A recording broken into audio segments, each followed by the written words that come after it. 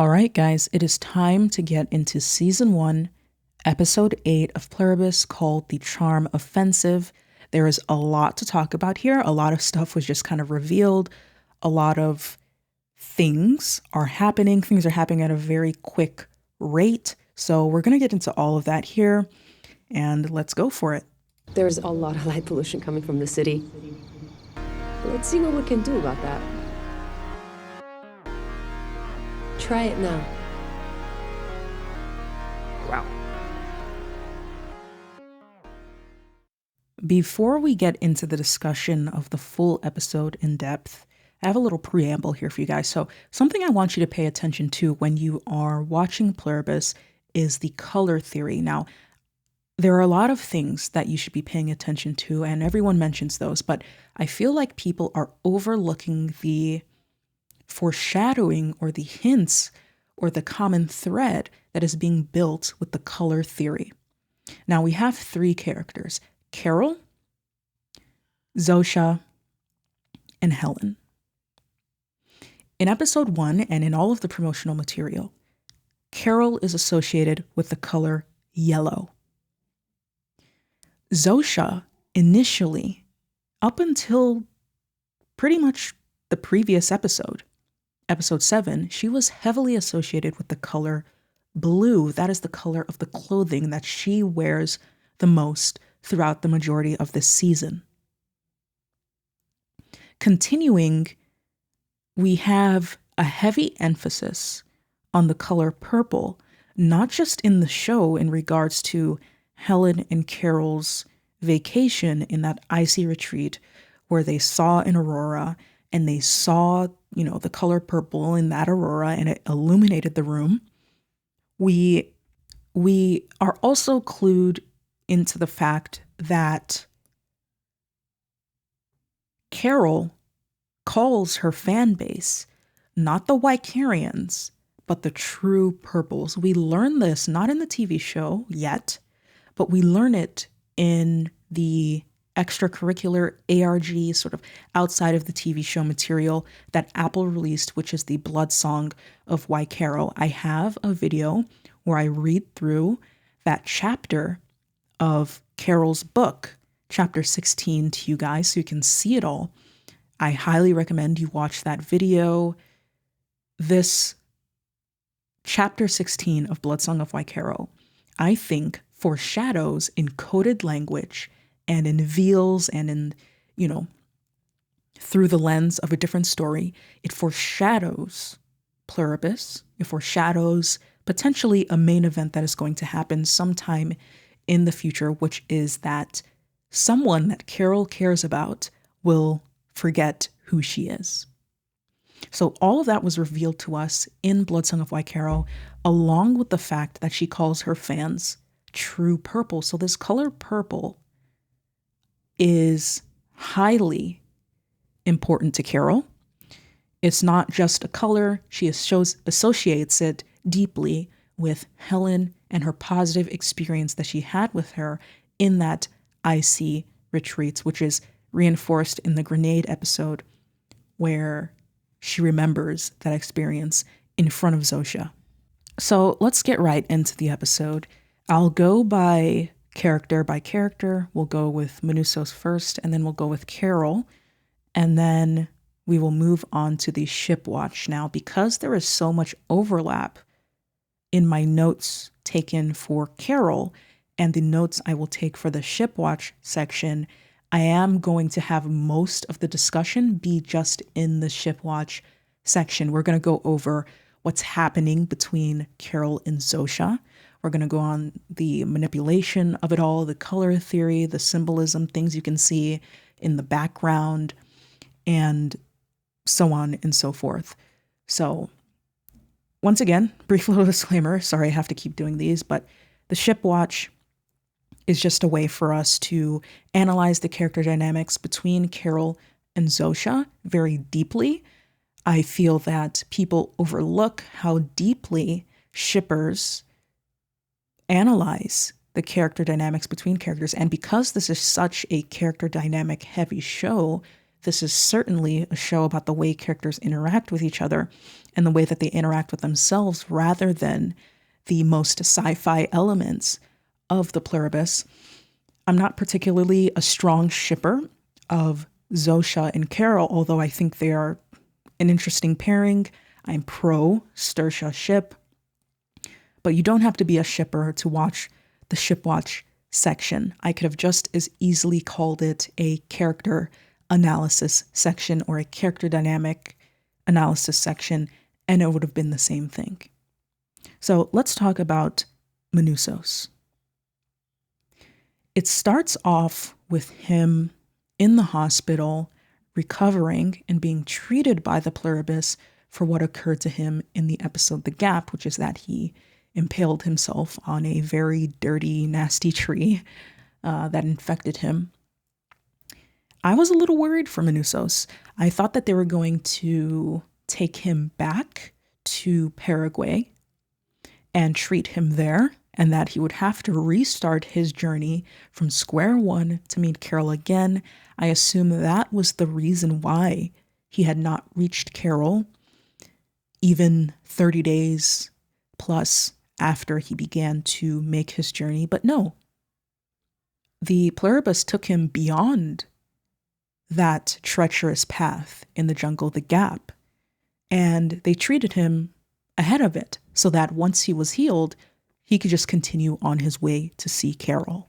And Manousos continues to be a character with the strongest iron will, or maybe second strongest. Carol was alone for a long time. She essentially was in a sort of solitary confinement for like a month. That's pretty hardcore, but Manousos is set up to have an iron will in a way that Carol doesn't have, a very physical centric iron will about him. He wakes up, writes down the cost of his treatment, what he owes, not to the Pluribus, but to the people who will be working in the hospital when they reverse whatever alien or viral invasion this is. He writes that down, and then he immediately leaves. Again, as I said in the Gap episode, he has a very strong moral center. I don't know. We haven't seen why. Maybe it is his personality. Maybe it is the way he was raised, or maybe it is his religious influence. We see some Christian iconography in the background of that place that he was staying in prior to leaving and finding Carol. So all of these little things are just there to show us that Manousos has a very strong moral center. He has a lot of conviction, and he is unwilling to allow himself to view the Pluribus as people. He views them as the Pluribus, as enemies, wholly different from himself. And as we'll see later in this episode, Carol is slipping away from this. Potentially, it's not quite clear if she is or isn't, but she's potentially slipping away from this mentality as well into viewing at least one member of the hive, Zosha, as having unique individuality. And I know in a previous episode I said that Manousos was attractive, but I did not need to see his booty like this in this episode. It caught me by surprise. I was watching it in the living room. I had to kind of look over my shoulder to see if someone didn't see me see a giant injured man's booty on the screen. Now we're going to move into the Carol section. There's not much more to talk about with Manousos. We're going to get a bombshell of information about how he's going to interact with another immune individual and everything like that in the season finale when he finally reaches Albuquerque, New Mexico. So we're going to head over straight to Carol. But before we get into that, let's talk quickly about the theme. Now, I started off being in the very first episode. I think that might be where we first see the theme, first or second episode. Whenever we first saw the theme, I remember being a little disappointed Not that it was bad or anything, but because Severance was the only other Apple TV show I had watched prior to Pluribus, and because of the quality and enjoyableness of the theme of Severance, I had expected something equally as wacky or complex or as 3D modeled as Severance. As the episodes went on, I became very accustomed to it. I was pleased that the intro didn't take up too much time. I wanted as much time as possible with Carol and Ray Seahorn. But as of this specific episode, episode 8, because of what Zosha said to Carol about the electromagnetic field being how they communicate with one another, this theme became extremely interesting to me. I've been staring at it for 7 episodes before this, not understanding quite what I'm seeing. Is it just a rendition of that signal that the people of Kepler 22b are sending out? I'm starting to think that there's something unique about Carol. I think the ability she has to make the members of the Pluribus seize up is unique to her. The story hasn't told us that, but I'm kind of getting that vibe. And I feel that this intro is not just a rendition, an artistic rendition of the signal being sent from space, but that it actually holds a deeper meaning. I'll keep my eye on it for later, but we'll get to the electromagnetic communication later on. So we get to the first scene between Carol and Zosha of this episode. Carol is making them some sort of punch out of a can. Ew. Actually, I don't know if it's ew or not. It just didn't look like a very soulful meal, or a soulful drink. But we see the belladonna painting between them again. We talked in the previous episode about what this painting represents in the real world. Georgia O'Keeffe is a very popular symbol of women in art, women's identity, women's ability to self-express, to be who they really are, independence, chasing after your ambitions. Her artwork specifically is well known for being quite sensitive and delicate. She paints a lot of flowers, a bunch of natural objects, not harsh objects, but soft objects. And Carol seems to take a particular liking to this painting.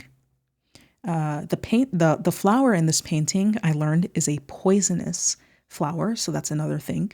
But Carol is seen staring at this, both in the museum, getting a lot of enjoyment out of it. She takes it home. She stares at it again before she meets Zosha for the first time in a long while. And then it here is again smack dab in the middle between Carol and Zosha as they interact in this scene that we will talk very deeply about very soon. Trust me, it's coming. So that's just another thing here. I think this painting is the painting is there to show that Carol is, there's been a change in her state of mind, both in how she sees herself and how she views the immediate future of what's going on. She is very much taking, as the episode suggests, an offensive position. Not offensive as in a slight against someone, but offense, like in you're playing offense. She's taking a very offensive position in this episode, which goes along with the Georgia O'Keeffe themes of becoming a true self. We'll see more of that later on. The very first thing that is spoken by Carol and Zosha in this episode, which is not a mistake, is that Carol says, "Please don't get up." And Zosha continues to get up saying it's their pleasure to get up and help her set the table. Now, while this might seem like nothing at first, just the hive being, having manners, we know that the hive has difficulty with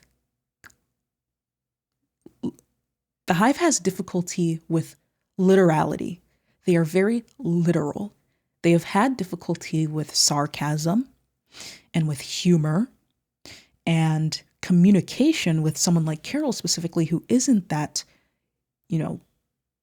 literal all the time, who is very sarcastic, who has an aspect about her personality that can be a bit abrasive and unwelcoming, even though she doesn't mean it. We see that in this interaction, Carol's saying, "Don't get up," and Zosha gets up, an immediate act of defiance by the hive. Some of you might say it's not that deep, but I do think that in this episode, the two of them, the two being one the hive and the other being Carol, are both on the offensive here. They're displaying characteristics to one another that they haven't previously displayed. They're displaying new behaviors, and the dynamic between them has shifted. Carol is becoming more aggressive in her investigation.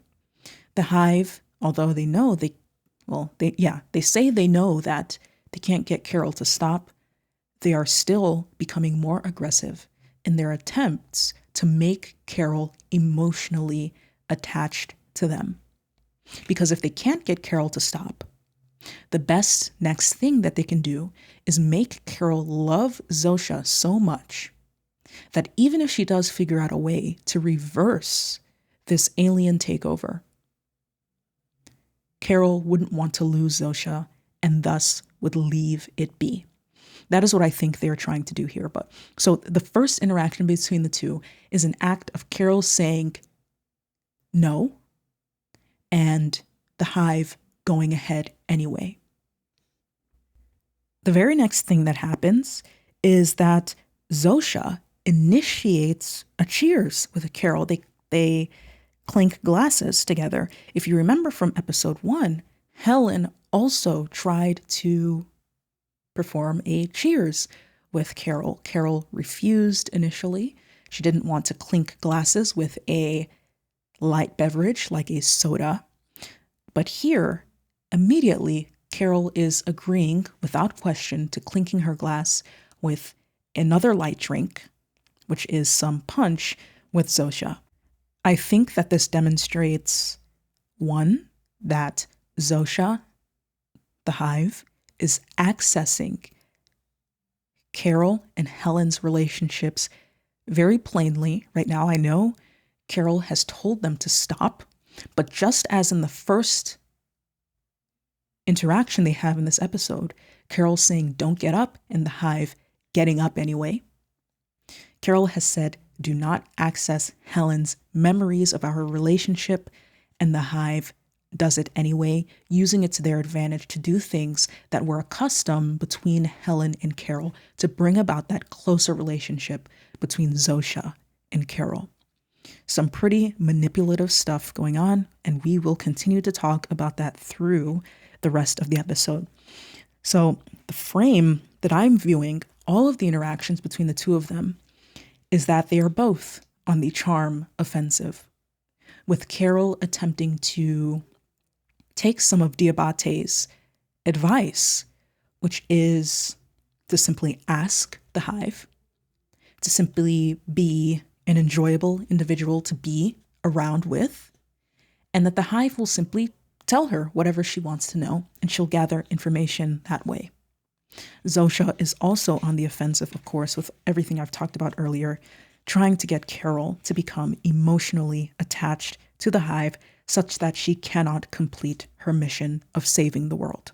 So we're going to move on to the social interaction that Carol and Zosha have here.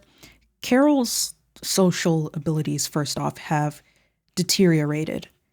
She's been in effective solitary confinement for a month.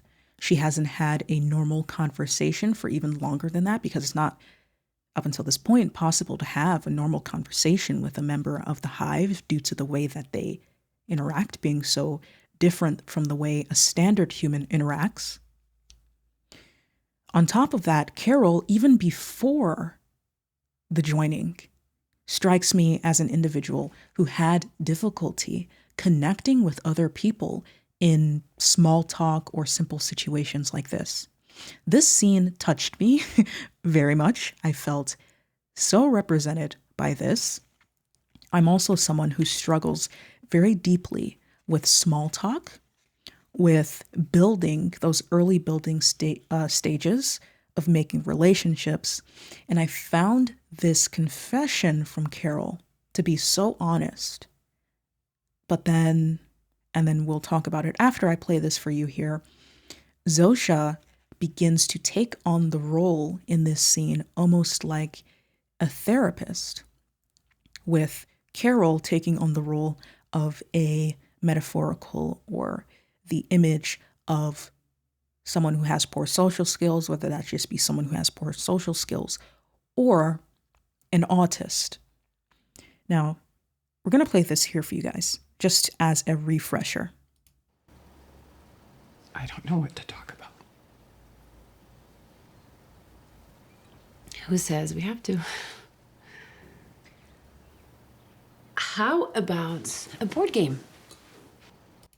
So that is the scene between the two of them at the very beginning as they move into this game scene. I have in my notes here, OMG, so awkward. They're like newlyweds going along with the marriage imagery that we saw in the previous episode. It really does feel like they're on a first date of sorts. They are just beginning to learn about each other and how to interact with one another. I cannot tell how much of this is manipulation. It seems like neither of them at this particular moment are manipulating one another particularly strongly. I think Carol is genuinely saying she just doesn't know what to talk about. I don't think there's any angle here. And I think Zosha's response to her also was very genuine. Carol then goes to get a game for them to play. She doesn't feel comfortable just sitting there and making small talk. She wants an actual activity to engage in with Zosha. And so she begins to look for board games, as Zosha suggests. Zosha is sitting, sort of hovering over Carol's shoulder. Now, again, some of you might say that I'm thinking too deeply about this, but what else is there to do? We have like days in between episodes, so Zosha is suggesting games to Carol, with Carol considering and then rejecting.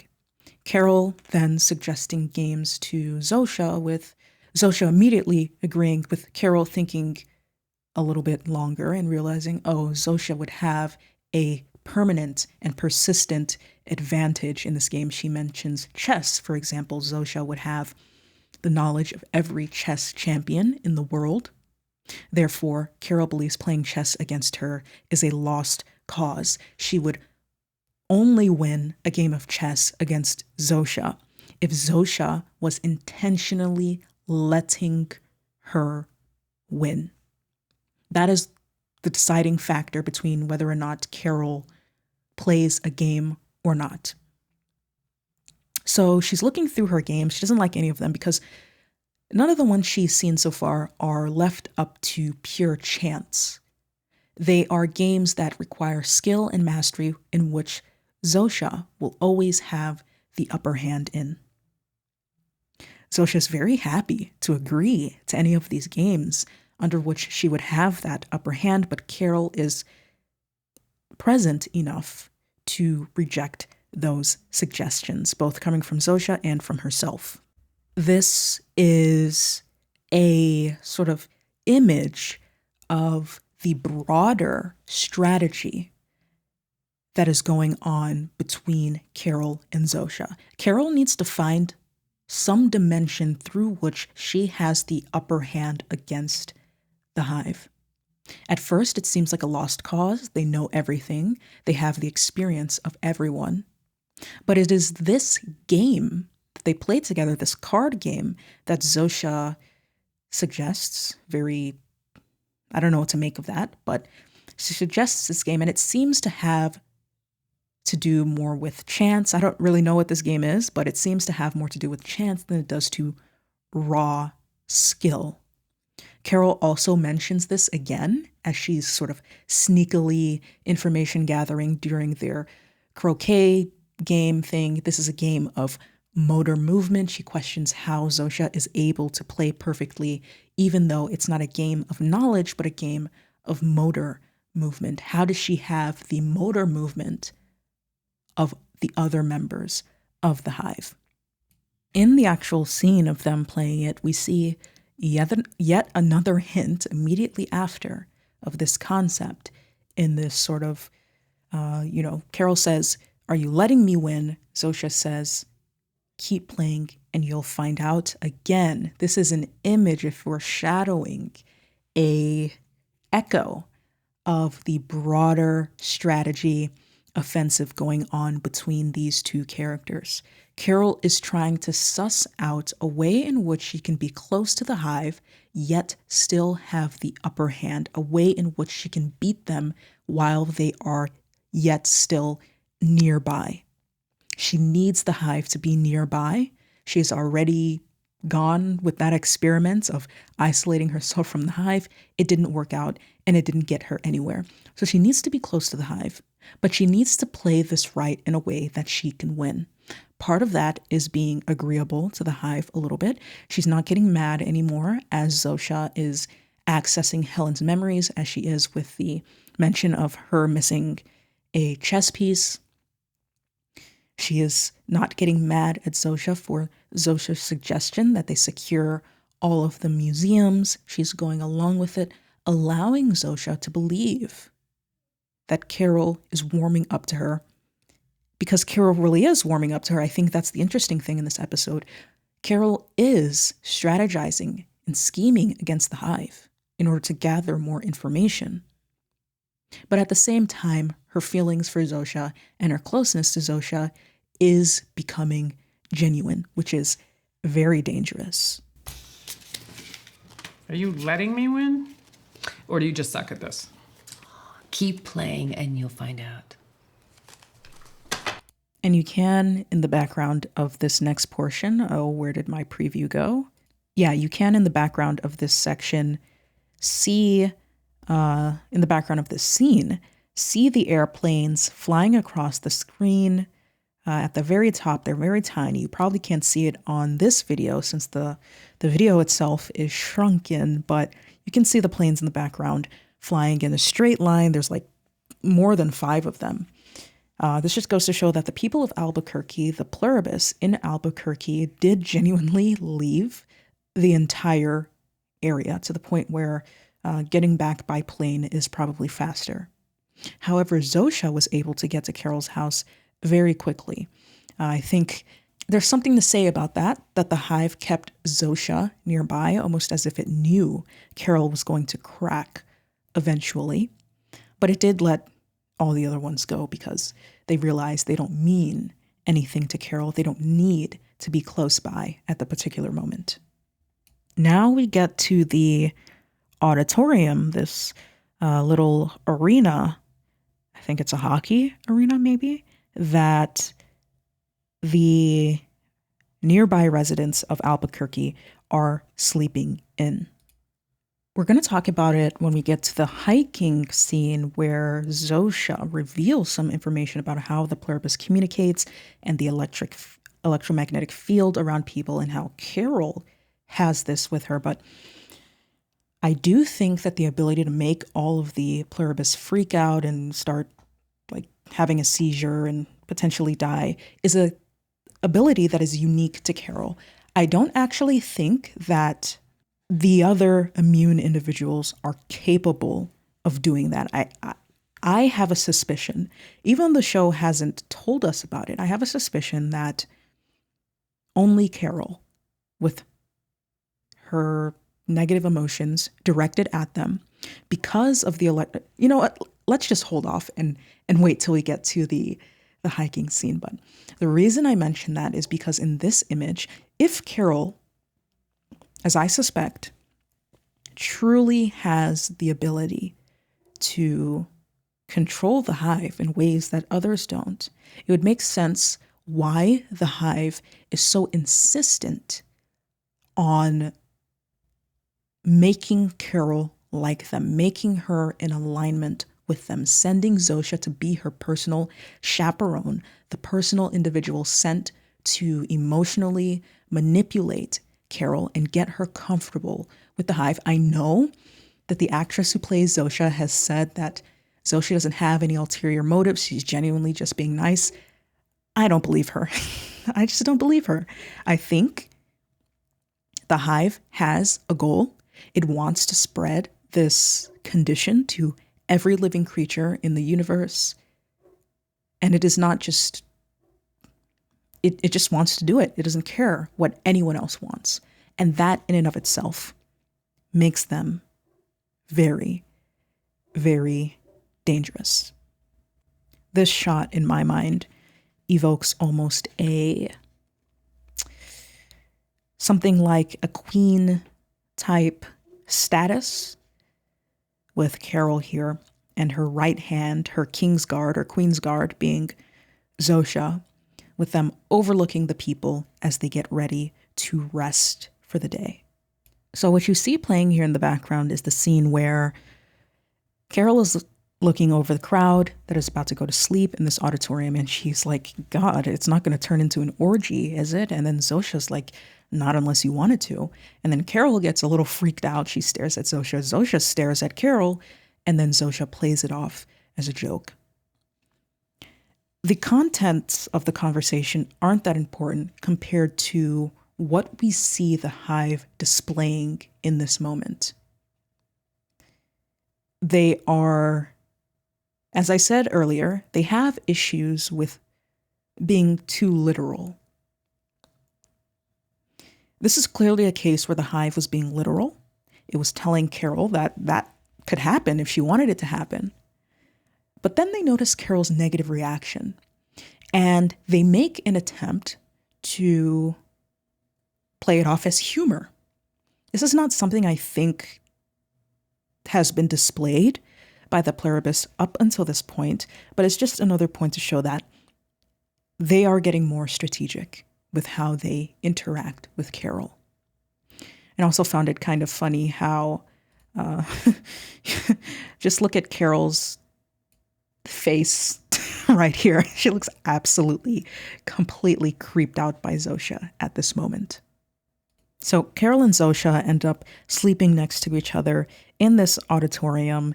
This is some, like first date type shift. You know how it goes.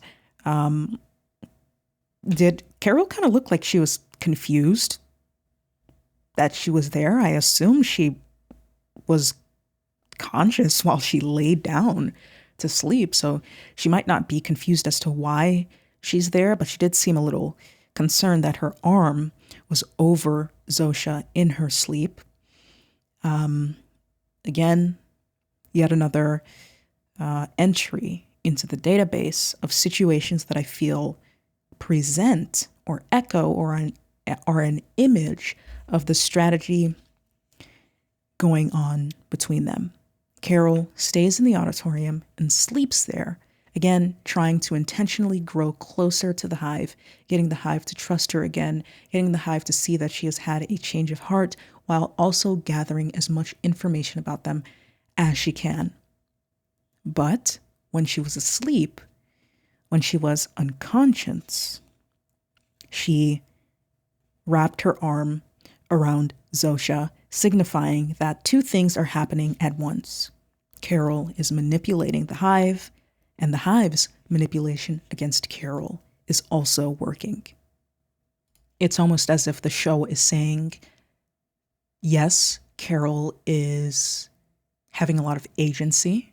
She's performing a plan of attack, yet she is not fully in control.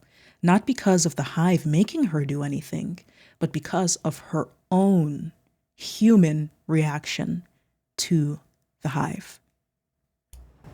I thought you knew everything about me. Not this. So we're at the hiking scene, one of the, I guess, 3 bombshell scenes of the episode. The first being this, the second being the Kepler 22b reveal, and the third being the intimacy scene between, I can't say the actual word on YouTube, that's why I said that, by the way, the intimacy scene between the two of them. And yeah, so in this scene, we learn a little bit about how the hive communicates. But right before that, Carol drops some information about how she loves trains. Very autistic of her, but she drops that info, and Zosha seems genuinely surprised. Carol then says, I thought you knew everything about me, and Zosha says, not this. This is a reminder both to the audience and to Carol that just as when they were deciding what board game to play, and Carol was sifting through all of them, trying to suss out which one would minimize Zosha's upper hand, so no games that rely on pure knowledge. Again, a repeat of that here, another reminder that there are things that the hive doesn't know. They're not omnipotent. They're not all-knowing. They just happen to have the knowledge of every human up until the point of the joining. Anything that Carol does in secret from this point forward is unknown to the hive. Any books she writes are a completely new experience to the hive. Carol knows a lot less than the Pluribus does, yet she carries with her the power to truly give the Pluribus, Zosha specifically, new experiences, new information, new knowledge, the ability to experience new art. Helen said that in the very first episode. She may not like her books, but if she's able to make one person happy, then it's something. I think that is a major theme that is going to become more prominent between Zosha and Carol in their storylines. But we'll talk about that more in the Shipwatch section if I remember to do so. But here we see the first hints of Carol granting Zosha a new experience, and Zosha being genuinely pleased and happy by that. I think just as the Pluribus is manipulating Carol, Carol will take this information and study this reaction and learn how to manipulate the hive. Of course, I keep using words like strategize, manipulate. They're kind of doing it freestyle. It's not like they're masterminds or anything. But that is a component of how they are interacting. So then Carol asks Zosha how she is able to communicate with another member of the hive on that train so that they could blow the horn for her. She asked, how does she do that? And then this is Zosha's response. Something to do with the body's electromagnetic field, our natural electric charge, so to speak. You have one too, just unused. So, like radio? Sort of, but radio transmission is like talking. It's conscious. Our communication is unconscious, homeostatic. Like breathing. Okay, so the method by which the Pluribus communicates with one another is both unconscious. She says homeostatic. That is, you know how you sweat when you get really hot. That is not a conscious thing that you do. That is a thing your body just does for you in order to maintain a stable internal environment that is suitable for life. That is what homeostatic communication is.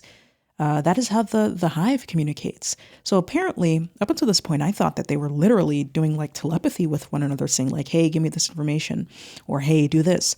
No, it turns out that they are instantly communicating according to what needs to be done in order to preserve whatever stable state that they are after. She mentions an electromagnetic field, and she specifically mentions that Carol has one too. She just doesn't use it. What? What do you mean she doesn't use it? Are we going to have an arc later on, sometime down the road, where Carol learns how to quote unquote use her electromagnetic communication? Is that what Carol has been doing when she makes the hive seize up and have a seizure when she has a strong emotional reaction directing negative emotion towards the hive? Is that what's happening? She's accidentally using her electromagnetic field to communicate with them, and it's too powerful for them? I think that is what we're being clued into here. If so, and if mastered, that grants Carol an immense amount of ability. She would, theoretically, be able to communicate with the hive as they do to one another in a homeostatic manner, meaning unconscious. Not in a conscious manner where she commands them to do things, but in a homeostatic manner where she creates behavior in them that they don't get to choose. She gets to do that if she masters this form of communication, if she learns how to use her electromagnetic field, as Zosha suggested. If she's able to do this, Carol will be extremely powerful, because that is the ability to command the hive without yourself being a part of it, which essentially makes you the queen of this hive. So we've made it to the spa retreat that they go to. They're getting a massage. Guys, this scene was so gay, bruh. A lot of people are talking about the ending of the episode, but I think this scene is the gayest scene of the series so far. This scene, in my mind, I can't decide if we should talk about it now or if we should wait to the Shipwatch section, because I don't want to. The reason why I say that is because, not because I think the Shipwatch section deserves these conversations more. It's just that I don't want to repeat myself twice. But a little summary of what we'll talk about later. Just as previous scenes, just as the introductory scene between Carol and Zosha drinking punch, with Zosha disobeying Carol. Carol says, "Don't get up." Zosha just gets up anyway.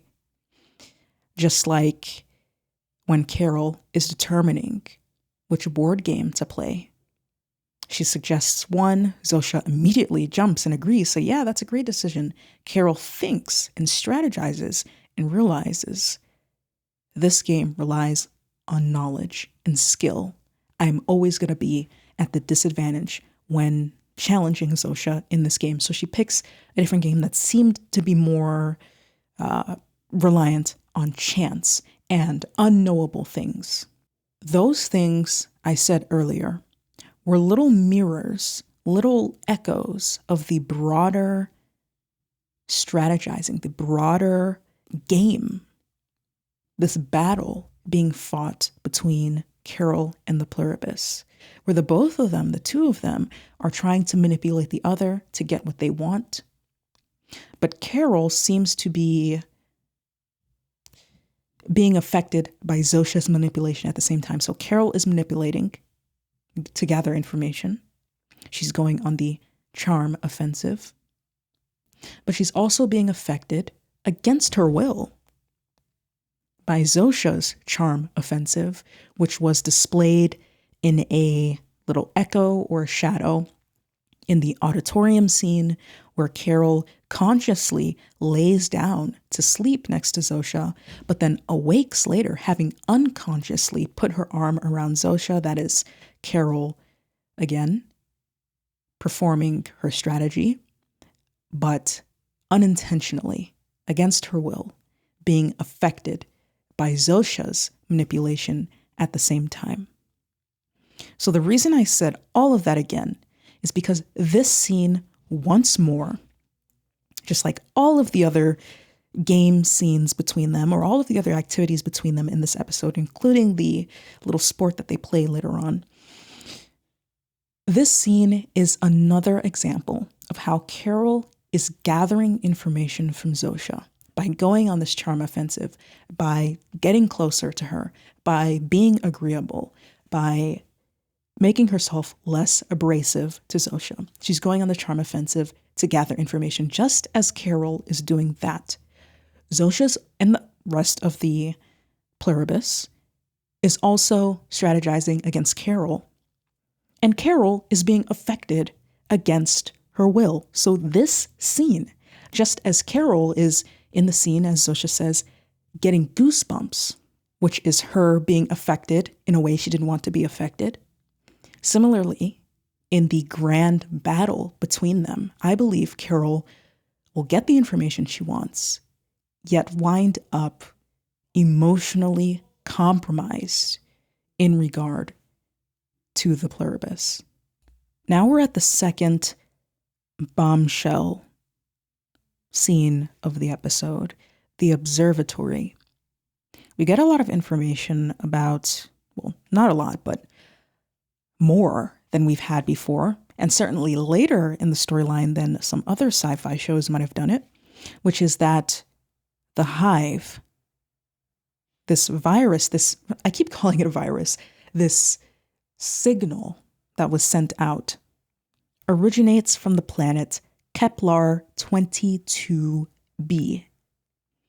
This is a planet that has Earth-like properties. I believe it has water, land, all of the conditions necessary for life that we see on Earth. It is the subject of intense scientific studying and the subject of a lot of sci-fi fantasy ideas that people have of what could be on that planet. Is there life there? And so on and so forth. Unfortunately, it is extremely far away, but we learned that there is some sort of being on Kepler 22b that is responsible for this signal that has reached its way to Earth and that has given everyone on planet Earth, except for 13, the intense desire to infect every other living creature in the universe with this. Now, the signal that was sent to Earth originated from Kepler 22b. That does not necessarily mean that the original signal that started all of this originated from Kepler 22b. Kepler 22b could have simply been another Earth that has fallen to the Pluribus.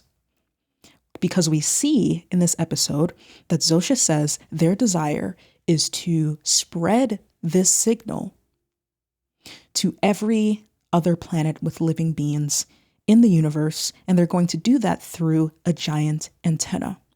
That same logic, that same plan could have occurred on Kepler 22b. They don't have to be the originators of the signal. They could simply be those who were affected and who did not have a Carol or a Manusos to turn everything back and stop it from happening to Earth. They lost, and the signal made its way to Earth. Potentially, if Carol and Manusos and the rest of the survivors fail, Earth could fall too. The giant antenna can be built, and the signal will be fired off to the next habitable planet with life. That is all we learn about the Pluribus and their origins in this episode. I saw a lot of people saying that the signal was created by the people or the beings on Kepler 22b, so I just wanted to clear that up, that what she says doesn't necessarily mean that Kepler 22b is the originator. This issue could be far, far worse than we can imagine. It could be the case that Earth is one of the last few places to have not been infected by this Pluribus.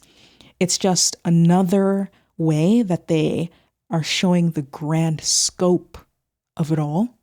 The scope of this is very large. We've seen it as we travel back and forth between Carol and Manusos, as we've seen the other survivors who abide by the logic of their birthplace of origin, their language, their culture, and so on and so forth, just making the world very large, not making it a situation where you have a bunch of characters who are supposed to be from other parts of the world, yet they all suspiciously speak English very good. They all have American or British accents and so on and so forth, legitimately making the show feel large.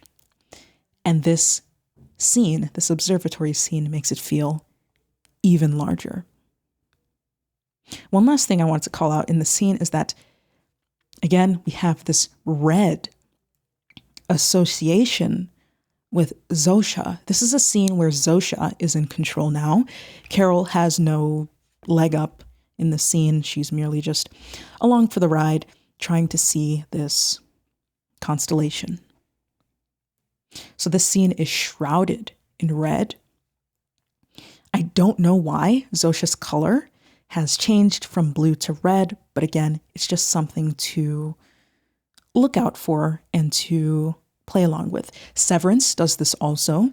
I think, gosh, I can't remember quite exactly, but it's either green and red, or it's like green, red, and blue are key colors of the Severance virus thing, and they use those colors in very specific ways and in very specific places, even though they are common colors.